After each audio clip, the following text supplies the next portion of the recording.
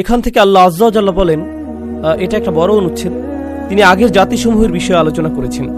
একটা নগরী, কোন একটা নগরী যেখানে আল্লাহ কয়েকজন রাসূল প্রেরণ করেছিলেন। আমি আপনাদেরকে প্রারম্ভিক কিছু কথা বলবো যেগুলো ঘটনার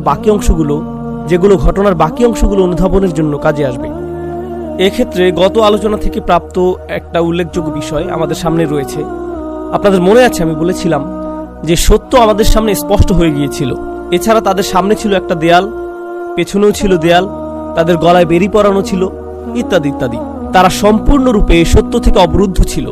এই বিষয়টি বুঝে রাখুন যে আল্লাহ কখনো এমনটা করেন না যতক্ষণ পর্যন্ত না মানুষ জেনে শুনে সজ্ঞানে সত্যকে অস্বীকার করে। আল্লাহ কখনোই এমন কারো জন্য সত্যের এই পথকে অবরুদ্ধ করেন না যে এখনো এই পথের সন্ধান পায়নি। তাই আপনারা প্রথম অনুচ্ছেদে লক্ষ্য করবেন, আল্লাহ বলছেন যে তাদের পূর্বপুরুষদেরকে কখনোই সতর্ক করা হয়নি এবং তারা এই বিষয়ে অবগত নয়। ফাহুম গাফিলুন। প্রথমেই তিনি তাদেরকে অবরুদ্ধ করেননি, কিন্তু সত্য আসার পর লাকাদ হাক্কাল কওলু আলা আকসারিহিম ফাহুম লা ইউমিনুন, সত্য তাদের কাছে সুস্পষ্ট রূপে প্রকাশিত হয়ে গেল, তখনও তারা ঈমান আনতে অস্বীকার করলো। এখন এটা এমন অপরাধ বলে গণ্য হলো যা পৃথিবীতে এবং আখিরাতে শাস্তিযোগ্য। আর পৃথিবীর শাস্তিটি হলো তাদের থেকে চিন্তা করার ক্ষমতা কেড়ে নেওয়া হলো। যখন সুযোগ ছিল তখন তারা চিন্তা করতে অস্বীকৃতি জানিয়েছিল। তারা আগেই সিদ্ধান্ত নিয়ে ফেলেছিল, ঠিক আছে তাহলে নিজেদের মতোই চলতে থাকো, এখন তোমাদের চিন্তা শক্তি কেড়ে নেওয়া হলো। এটাই এই পৃথিবীতে আল্লাহর শাস্তি। তো এটাই হলো আগের অনুচ্ছেদটির সারাংশ। এখনকার আলোচনা হলো কোরআন কোন ভাবে ইতিহাস নিয়ে আলোচনা করছে। প্রসঙ্গক্রমে প্রথম অনুচ্ছেদেই ইতিহাসের প্রতি ইঙ্গিত দেওয়া হয়েছিল যে ইতিহাস থেকে আমাদের শিক্ষা নেওয়া উচিত। সেটা কোথায়? ওমিন খলফিহিম সাদ্দান, অর্থাৎ তাদের পেছনে একটি দেয়াল রয়েছে। পেছনে যদি দেয়াল না থাকতো তাহলে তারা পেছনে যা রয়ে গিয়েছে অর্থাৎ ইতিহাস থেকে শিক্ষা গ্রহণ করতে পারত, ইতিহাস নিয়ে চিন্তা করতে পারত। তবে কোরআন যেভাবে ইতিহাসকে বর্ণনা করে তা হলো আল্লাহ সচরাচর আমাদেরকে স্থানের নাম বলেন না, অল্প কিছু স্থান ছাড়া। যেমন মিশর, আল্লাহ আমাদের কাছে অনেক ব্যক্তির নাম উল্লেখ করেন না। এই ঘটনায় আপনি কোনো মানুষের নাম পাবেন না। সেই মানুষেরা যাদেরকে প্রেরণ করা হয়েছিল আল্লাহ তারিখ উল্লেখ করেননি, তিনি কালানুক্রমিকভাবে ঘটনা বর্ণনা করেননি। কোরআন হলো আল্লাহর নিখুঁত বাণী যা নিখুঁতভাবে সন্নিবেশিত। তো আল্লাহ যদি চাইতেন তিনি কি এই সবগুলো বিষয়ের উল্লেখ করতে পারতেন? হ্যাঁ, তিনি এগুলো উল্লেখ না করারই সিদ্ধান্ত নিয়েছেন। আর তিনি এটাও সিদ্ধান্ত নিয়েছেন যে রাসূল সাল্লাল্লাহু আলাইহি সাল্লাম, যিনি সকল তাফসীরকারকদের চেয়েও শ্রেষ্ঠ তাফসীরকারক, কোরআনের সর্বকালের সর্বশ্রেষ্ঠ ব্যাখ্যাকারককে রাসূল সাল্লাল্লাহু আলাইহি সাল্লাম, কেউ তার চেয়ে ভালো কোরআন ব্যাখ্যা করতে পারবে না। তিনিও সিদ্ধান্ত নিয়েছেন আমাদেরকে এই নগরীগুলোর নাম, মানুষগুলোর নাম, তারিখ, ধারাবাহিকতা এগুলো না জানানোর। জানেন এর অর্থ কি? এই জিনিসগুলো গুরুত্বপূর্ণ না, এগুলো গুরুত্বপূর্ণ কিছুই না কোরআনের দৃষ্টিতে। কিন্তু জানেন আমাদের ক্ষেত্রে কি ঘটে? যখন আমরা এই বিষয়গুলো অধ্যয়ন করি, বিস্তারিত সকল তথ্য জানতে আমাদের ভালো লাগে। বিশেষভাবে সেই জিনিসগুলোই আমাদের ভালো লাগে যেগুলো আল্লাহ বর্ণনা করেননি। আর খুঁটিনাটি সেই বিষয়গুলোকে আমরা এতটাই ভালোবাসি যে আল্লাহ যে বিষয়গুলোর বর্ণনা করেছেন সেগুলোর প্রতি মনোযোগ দেওয়া বন্ধ করে দেই। এটাই কোরআন অধ্যয়নের একটা ট্র্যাজেডি। তো আমি এই অনুচ্ছেদটি শুরু করলাম অদরিব লাহুম মাসালান, অর্থাৎ তাদেরকে একটি দৃষ্টান্ত প্রদান করুন। আসহাবাল ক্বরিয়াহ, অর্থাৎ শহরটির। কোন প্রশ্নটি জাগছে? এটা কোন শহর? এটা কি নিউ জার্সি? এটা কোথায়? এটা কি শিয়ালকোট? শহরটি কোথায় অবস্থিত?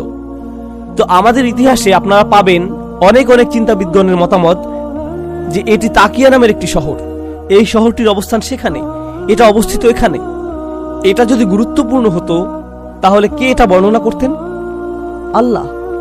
যদি এটা গুরুত্বপূর্ণ হতো তিনি কমপক্ষে এটা বলতেন যে এটা কোথায় তা খুঁজে বের করো।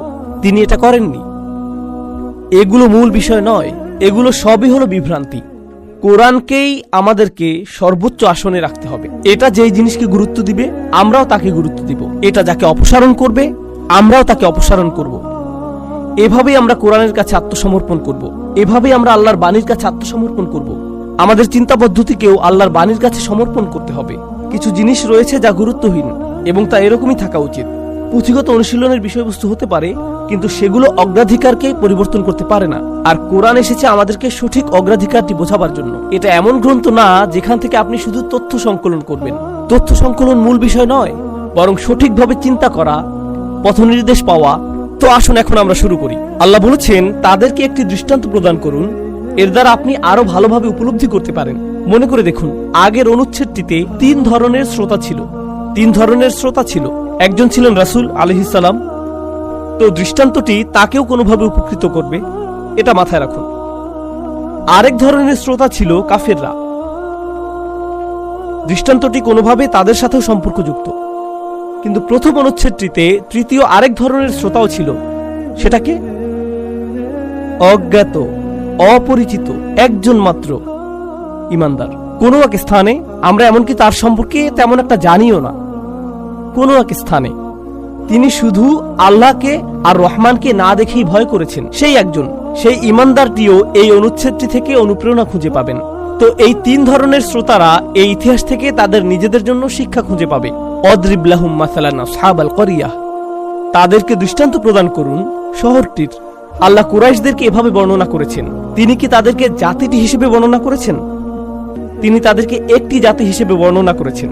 সকলেরই জানা ছিল যে তারা কারা, তবুও আল্লাহ তাদেরকে অখ্যাত বানিয়ে দিলেন। এরকম যে তোমরা কোনো একটি জাতি, গুরুত্বহীন। কিন্তু একটি শহর বলার পরিবর্তে তিনি বললেন শহরটি, কারণ এই দৃষ্টান্তটি কুরাইশদের চেয়ে বেশি গুরুত্বপূর্ণ। লক্ষ্য করেছেন আল্লাহ কোনটাকে গুরুত্বপূর্ণ বানালেন আর কোনটাকে গুরুত্বহীন বানালেন? শুধুমাত্র আল করিয়া শব্দটি ব্যবহার করে। ইদ জা আহল মুরসালুন, যখন প্রেরিত রাসূলগণ এটাতে আসলেন। আমার অনুবাদের ভাষাটি নিয়ে একটু চিন্তা করুন। এটা বোঝানো কঠিন, কিন্তু আমি চেষ্টা করব বিষয়টাকে সহজ করার জন্য। তাদেরকে, শহরটির অধিবাসীদের দৃষ্টান্ত প্রদান করুন। যখন রাসূলগণ এটাতে আসলেন,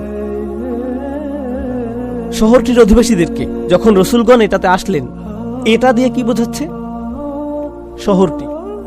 আমি মনে করেছিলাম যে আল্লাহ বলবেন শহরটির অধিবাসীদের দৃষ্টান্ত প্রদান করুন যখন রাসূল আসলেন তাদের কাছে, তাই না?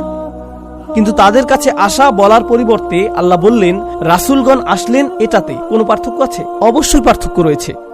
আপনি যদি তাদের কাছে আসেন তাহলে আপনার সকল উদ্বেগের বিষয় হবে তারা। যদি আপনি এটাতে আসেন, এই শহরটি প্রজন্মের পর প্রজন্ম রয়ে যাবে। এখানকার মানুষেরা প্রজন্মান্তরে বেঁচে থাকবে না। কিন্তু কোন জিনিসটি প্রজন্মের পর প্রজন্ম থেকে যাবে? শহরটি। রাসূলগণ আগমন করেন যাতে তারা পথ নির্দেশ দান করতে পারেন তাদের চারপাশের মানুষদেরকে। তাদের মাধ্যমে তাদের সন্তানদের, তারপর তাদের সন্তানদের, তারপর তাদের সন্তানদের, তারা আরো বিশাল শ্রোতাদের নিয়ে দাওয়াতি কাজের বৃহত্তর প্রভাব নিয়ে উদ্বিগ্ন। তাই তারা শুধুমাত্র স্বল্পমেয়াদের কথা চিন্তা করেন না। যদি তারা স্বল্পমেয়াদের কথা চিন্তা করতেন তাহলে বলা হতো তারা এসেছিলেন তাদের কাছে। কিন্তু আল্লাহ বলছেন তারা এসেছিলেন শহরটির কাছে। তারা চান যে এই শহরটি টিকে থাকুক।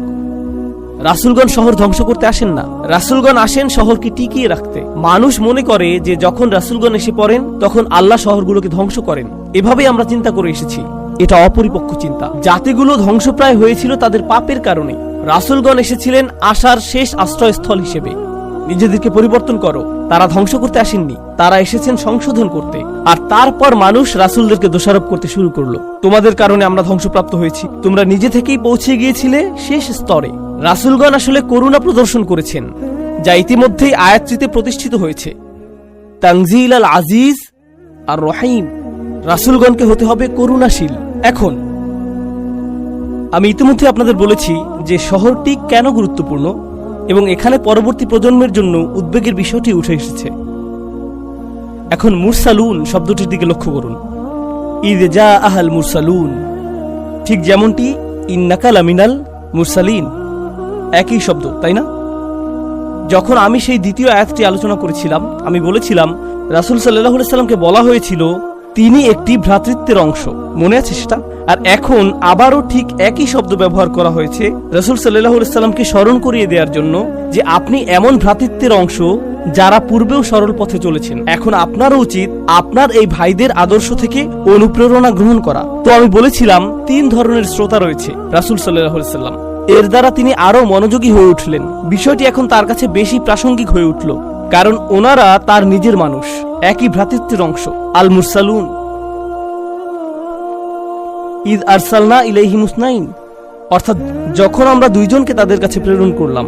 দাঁড়ান, আল্লাহ দুইজন রাসূল প্রেরণ করেছেন একটি শহরে। ফাকাযাবুহুমা, তখন তারা তাদের দুজনকে মিথ্যাবাদী সাব্যস্ত করলো। ফাআযাজনা বিসালিসিন, তারপর আমরা তৃতীয় জন দ্বারা তাদেরকে সহায়তা করলাম। এখন আল্লাহ একই শহরে কতজন রাসূল প্রেরণ করলেন? তিনজন। তিনজন রাসূল একটি শহরে। এখানে প্রথম খুতবাটি কে দিবেন? কে মূল বক্তব্য রাখবেন? সমাপনী বক্তব্য কে দিবেন? তারা সংখ্যায় তিনজন। তো যিনি প্রথম বক্তব্য দিবেন তিনি কম জনপ্রিয় হবেন, আর শেষের বক্তা হবেন সবচেয়ে জনপ্রিয়। কোনো ধরনের শ্রেণী বিভক্ত থাকার কথা কিন্তু না, তারা নিজেদেরকে দেখেন একে অপরের সহায়ক হিসেবে। তারা একে অপরের সাথে প্রতিযোগিতায় লিপ্ত নন। যখন আপনি আল্লাহর দিকে মানুষকে ডাকেন, তখন আপনি অন্য কারো সাথে প্রতিযোগিতায় লিপ্ত নন। এটা কি একটি গুরুত্বপূর্ণ শিক্ষা নয়? আর রাসূলগণ সামান্য ব্যক্তিত্বের কেউ না, রাসূলগণ বড় ব্যক্তিত্বের অধিকারী। ছোট একটি শহরে কতজন বড় ব্যক্তিত্বের মানুষ? তিনজন থাকা সম্ভব, যার অর্থ আপনার ব্যক্তিত্ব তেমন বড় নয়, আমার ব্যক্তিত্ব তেমন বড় নয়, আরো ব্যক্তিত্ব এক হওয়া সম্ভব। মানুষকে আল্লাহর দিকে আহ্বানের ক্ষেত্রে আমাদেরকে এটা অনুধাবন করা প্রয়োজন, এমনকি রাসূলদেরও সহায়তার প্রয়োজন। সেক্ষেত্রে আমি কে আর আপনি কে? আপনাকে সহায়তা গ্রহণের মানসিকতা রাখতে হবে। লক্ষ্য করুন যে তাদের মাঝে কোনো হিংসা ছিল না, যা ছিল তা হলো সহযোগিতা। আর তারপর এই প্রশ্নটি জাগে যে তৃতীয় জন কি এমন জানতেন যা অন্য দুইজন পারলেন না? দুজনেই চেষ্টা করছিলেন, কাজ হলো না। তৃতীয় জনের ক্ষেত্রে আল্লাহ বলছেন যে আমি তৃতীয় জনের মাধ্যমে তাদেরকে সহায়তা করলাম। তারপর তারা সকলেই বললেন আমরা সবাই তোমাদের কাছে প্রেরিত হয়েছি।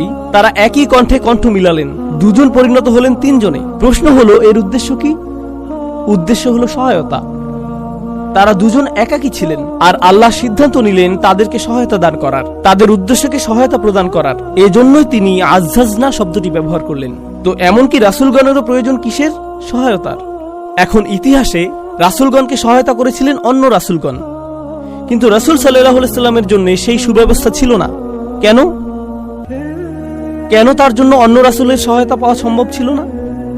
কারণ তিনিই সর্বশেষ রাসূল। কিন্তু তিনি যখন এই ঘটনা শুনছিলেন, তিনি ভাবছিলেন তাহলে আমার সহায়তা কোত্থেকে আসবে? আর এর জবাব ইতিমধ্যেই দিয়ে দেওয়া হয়েছে। আপনারা আজ্জাজনা শব্দটি শুনেছেন। যদি আপনি আরবি নাও জানেন, আজ্জাজনা এই একটি শব্দমূল থেকে আল্লাহর কোন একটি নাম এসেছে? তানজিল আল আজিজির রহিম। আল্লাহ ইতিমধ্যেই রাসূলকে তার নিজের বাণীর মাধ্যমে সহায়তা করেছেন। যেখানে রাসূলগণ আসতেন সহায়তা দেওয়ার জন্য, এখন আমার বাণী এসেছে আপনাকে সহায়তা প্রদানের জন্য। তিনি তাকে কোরআন দান করেছেন, যা যে কোনো রাসূলের তুলনায় বেশি শক্তিশালী। তো সেটা ছিল তাদের জন্য সহায়তা, আর এটা হলো তার জন্য সহায়তা। ফাকালু ইন্না ইলাইকুম মুরসালুন। এখন এই আয়াতটি নিয়ে শেষ যে কথাটি বলতে চাই তা হলো, সেখানে তারা তিনজন ছিলেন, আর কেউ শুনল না। রাসূল সাল্লাল্লাহু আলাইহি সাল্লাম এজন্য হতাশ ছিলেন না যে এখানে আমি একা, সেখানে তাদের সংখ্যা ছিল ৩, তবুও কাফেররা তাদের কথা শুনেননি। বরং বিষয়টা ছিল বিপরীত। প্রকৃতপক্ষে রাসূল সাল্লাল্লাহু আলাইহি সাল্লাম এখন আসলেই বুঝতে পারলেন যে যখন মানুষের সামনে থাকে দেয়াল, পেছনে থাকে দেয়াল, কিছুই আসে যায় না যে আপনি কি পরিমাণে দাওয়াত দিচ্ছেন, তারা শুনবে না। এক্ষেত্রে যদি একটি শহরে ৩ জন রাসূলও থাকেন, এতে কোনো পার্থক্য হবে না। এই শিক্ষাটির মাধ্যমে রাসূল সাল্লাল্লাহু আলাইহি সাল্লাম পরিষ্কার জেনে গেলেন যে তার এই প্রচেষ্টা কিছু মানুষের ক্ষেত্রে কখনোই সফল হবে না, যাদেরকে বলা যায় কঠোর হৃদয়ের অধিকারী। এখন ক্বালু মা আনতুম ইল্লা বাশারুম মিসলুনা, যখন বলা হলো তোমাদের প্রতি আমাদেরকে প্রেরণ করা হয়েছে, তখন তারা বলল তোমরা কিছুই না, আমাদের মতো শুধু রক্ত মাংস ছাড়া। বাশারুন, আরবিতে বাশার এসেছে, বিশের অর্থ চামড়া। তোমার চামড়া তো আমারটির মতোই, তাহলে তোমার বিশেষত্ব কোথায়? ওমা আনজালার রহমানু মিন শাই। আর রহমান অবিশ্বাস্য রকম দয়াশীল সেই সত্তা কোনো কিছু প্রেরণ করেননি, মোটেই না। এটা কেমন কথা বলছো যে তিনি বাণী প্রেরণ করেছেন? ইন আনতুম ইল্লা তাকযিবুন, তোমরা মিথ্যা উদ্ভাবন ছাড়া কিছুই করছো না। তোমরা ৩ জন যা করছো তা হলো মিথ্যা উদ্ভাবন। দয়া করে মিথ্যার এই খেলা বন্ধ করো। অন্য কথায়, এখন তারা বিদ্রূপের শিকার হলেন এবং মিথ্যুক সাব্যস্ত হলেন। আপনারা জানেন সূরাটির শুরুতে আল্লাহ রাসূল সাল্লাল্লাহু আলাইহি সাল্লামের সত্যতা সমর্থন করেছিলেন এবং বলেছিলেন যে সন্দেহ নেই যে আপনি একজন রাসূল, আপনি রাসূলদের অন্তর্ভুক্ত, কারণ মানুষ তাকে মিথ্যাবাদী গণ্য করেছিল। আর এখনো এটাই উচ্চারিত হলো, আপনি একা না, মিথ্যাবাদী গণ্য হওয়ার ক্ষেত্রে আপনিই প্রথম নন। এমনকি এই একই বাণীর জন্য ৩ জনকে একসাথে মিথ্যাবাদী বলা হয়েছিল। এখন আসুন এই আয়াতটির ভিতরে প্রবেশ করা যাক। তোমরা আমাদের মতো মানুষ ছাড়া আর কিছুই না, এটা বলার উদ্দেশ্য কি? এই বাণীটি অতি প্রাকৃতিক, যা আকাশ থেকে নেমে এসেছে। তাদের অভিযোগ, যদি বাণীটি এত অসাধারণ হয় যা নক্ষত্রপুঞ্জ ভেদ করে এসেছে, তাহলে এই বাণী যে প্রচার করছে তার কেন নক্ষত্র সমান ক্ষমতা থাকবে না? অথবা অতি মানবীয় কাউকে আনছো না? কারণ এটা যদি সুপার মেসেজ হয়ে থাকে, এর প্রচারকারীকেও সুপারম্যান ধরনের ব্যক্তি হওয়া উচিত। প্রসঙ্গক্রমে ঈসা আলাইহিস সালামের সাথেও একই কাজ করা হয়েছিল। তাকে মানবীয়তার ঊর্ধ্বে তুলে ফেলা হয়েছিল। বাণীটিকে গ্রহণযোগ্য বানানো হয়েছে কারণ তিনি অতি মানব। সুপারম্যানের কল্পকাহিনী দিয়েও তারা এটাই করেছে। সে অন্য একটি গ্রহ থেকে এসেছে শান্তির একটি বাণী নিয়ে। সে তার ক্ষমতা পায় সূর্য থেকে। সে এখানে ভেসে থাকে ঈসার মূর্তির মতো, তাই না? এরকমই বানানো হয়েছে। সূর্য বা সান শব্দটিও মিলে যায় সান বা সন্তানের সাথে। যাই হোক, তাদের ধারণা হলো রাসূলকে হতে হবে অতি প্রাকৃতিক। জানেন এর জবাবে কোরআন কি বলে? যদি আল্লাহ বাণী পাঠানোর জন্য ফেরেশতা পাঠাতেন অথবা জিন পাঠাতেন, আপনি বলতেন কিভাবে আমরা এটা অনুসরণ করব? এটা তো ফেরেশতাদের দ্বারা সম্ভব। স্পষ্টতই একজন ফেরেশতা এটা করতে পারবে, আমি কিভাবে এটা করব? মুসলিমরা এই যুক্তিকে ঘুরিয়ে ব্যবহার করে এবং রাসূল সাল্লাল্লাহু আলাইহি সাল্লামকে প্রায় ফেরেশতাদের মতো বানিয়ে ফেলে এবং বলে যে হ্যাঁ, এগুলো ছিল রাসূল সাল্লাল্লাহু আলাইহি সাল্লামের সুন্নাহ, তিনি ছিলেন রাসূল, আর এই হলাম আমি এগুলো পারবো না। আমি কে যে রাসূল সাল্লাল্লাহু আলাইহি সাল্লামের সাথে নিজেকে তুলনা করব? আমি আপনাকে রাসূল সাল্লাল্লাহু আলাইহি সাল্লামের সাথে তুলনা করছি না, কিন্তু তিনি এসেছেন এজন্য যাতে তাকে অনুসরণ করা যায়। আল্লাহ একজন মানুষকে বাছাই করেছেন যাতে তাকে অনুসরণ করা যায়, এই জন্য না যে তাকে অনুসরণ করা অসম্ভব আলাইহিস সালাতু ওয়াস সালাম। এজন্যই এটা বলার প্রয়োজন ছিল। এখন বিষয়টি হলো, তারা বলল যে তুমি আমাদের মতোই শুধুমাত্র একজন মানুষ, ঠিক আমাদের মতোই অস্থিচর্মসার মানুষ। এটা পুরোপুরি সত্য নয়, তাই না? তিনি পুরোপুরি তাদের মতো নন। সূরাটির শুরুতে আল্লাহ বলছেন যে তিনি তাদের অন্তর্ভুক্ত যাদেরকে প্রেরণ করা হয়েছে। কোন জিনিসটি তাকে অন্যদের থেকে পৃথক করেছে? প্রথমত, তিনি রয়েছেন সরল পথের উপর। দ্বিতীয়ত, তিনি কথাগুলো নিজের থেকে বানিয়ে বলছেন না। এই দুইটি জিনিস তাকে পৃথক করেছে গোটা সমাজ থেকে। প্রকৃতপক্ষে সূরা কাহাফে স্বয়ং রাসূলের ব্যাপারে বলা হয়েছে, ইন্নামা আনা বাশারুম মিসলুকুম, কুল ইন্নামা আনা বাশারুম মিসলুকুম। তাদেরকে বলুন যে আমি তোমাদের মতোই মানুষ, কিন্তু একটি পার্থক্য রয়েছে, ইউহা ইলাইয়া, আমার কাছে ওহী আসে। একটি পার্থক্য রয়েছে, তারা সেই পার্থক্য স্বীকার করতে আগ্রহী নয়। এখন আমি চাই আপনারা অনুধাবন করুন যে আগের আয়াতটিতে আল্লাহ বলছেন ফাআজ্জাজনা বিসালিসিন। আজ্জাজনা আপনাদেরকে আল্লাহর কোন নামটির কথা স্মরণ করিয়ে দেয়? যখন আপনি আজিজ শব্দটি স্মরণ করেন তখন কোন আয়াতটির কথা মনে আসে? তানজিলাল আজিজির রহিম। এই আয়াতটিতে আল্লাহর কয়টি নাম রয়েছে? দুইটি, আল আজিজ আর রহিম। ওমা আনজালার রহমানু মিন শাই, কোন নামটি চলে আসলো? আর রহমান। এটি কোন নামের সাথে সম্পর্কিত? তানজিল আল আজিজির রহিমকেই এই ঘটনার মধ্যে পুনরায় নিয়ে আসছেন। তিনি ধারণাগুলোকে বারবার শানিত করছেন, তিনি এটাকে পুনর্নির্মাণ করেছেন। তো এখন তারা বলছে আর রহমান মোটেও কোনো কিছু নাজিল করেননি। কেন তারা এমনটি বলল? কেন তারা বলল আর রহমান কিছু নাজিল করেননি? কেন বলল না যে আল্লাহ কিছু নাজিল করেননি? কেন তারা বলল যে অবিশ্বাস্য রকম করুণাময় সত্তা কিছু নাজিল করেননি? এই সত্তাকে তোমরা বলছো আর রহমান, তিনি এমন কি নাজিল করেছেন? এটাই করুণার নমুনা। তাদের কাছে এটা একটা উপহাস।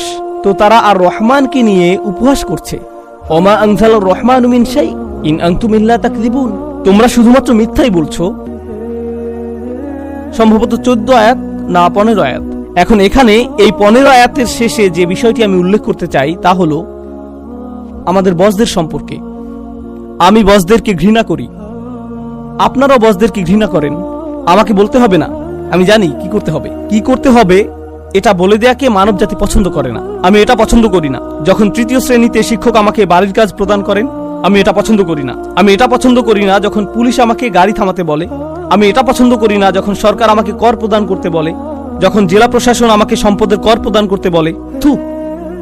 আমি এটা পছন্দ করি না যখন ডাক্তার নিয়ম করে ওষুধ সেবন করতে বলেন। আমি এটা পছন্দ করি না। আমি এটা কোথাও পছন্দ করি না। আমি এটাও পছন্দ করি না যখন বিমানবালা বিমানে সিট বেল্ট পরতে বলেন অথবা ট্রে টেবিল উঠিয়ে রাখতে বলেন। আপনি নিজে উঠিয়ে রাখুন। আমরা এটা বলা পছন্দ করি না যে কি করতে হবে। আমরা এটা পছন্দ করি না। মানুষ বলে আপনি আমাকে বলার কি, আপনি তো আমার মতোই একজন মানুষ। এমনকি ছোট বিষয়েও ভাই বোনের মধ্যে আমাকে ওটা দিতে পারবে? নিজে নিয়ে নাও, তুমি এখানে বস না। এভাবে এটা শুরু হয়ে যায়। এটা মানব প্রকৃতির অংশ যে আমরা কর্তৃত্ব পছন্দ করি না। এটা মুসলিম অমুসলিমের সাথে সম্পর্কিত না, এটা মানুষের স্বভাব। ধরুন ছেলেরা বাস্কেটবল খেলছে, কেউ এসে বলল, খেলা শেষ, সময় নেই, মনে চাইছে ধরে একটা বাড়ি দেই। সেই চাচা বিরক্তিকর হয়ে ওঠেন।